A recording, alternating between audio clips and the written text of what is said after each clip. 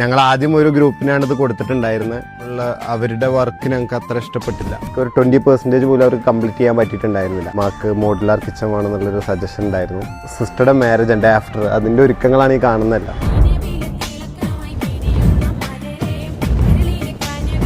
Hi, എൻ്റെ പേര് മുഹമ്മദ് നാജിൽ. ഞങ്ങൾ പെരിന്തൽമണ്ണ വെട്ടത്തൂരാണ് ഞങ്ങളുടെ വീട്.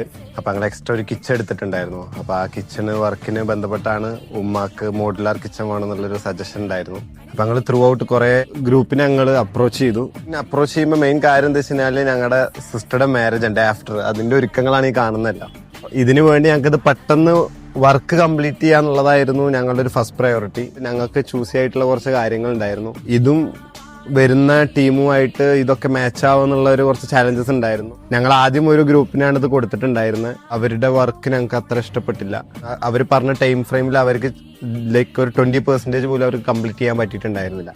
അവരുടെ നിന്ന് ബ്രേക്ക് എടുത്തതിന് ശേഷമാണ് ഞങ്ങൾ ഫർണിയ കിച്ചൺസ് നിങ്ങളുടെ സാബിക്കിനെ ഉപ്പ കോൺടാക്ട് ചെയ്ത് ഉപ്പാൻ്റെ ഫ്രണ്ട് ത്രൂ ആയിരുന്നു കോൺടാക്ട് ചെയ്തിരുന്നത്.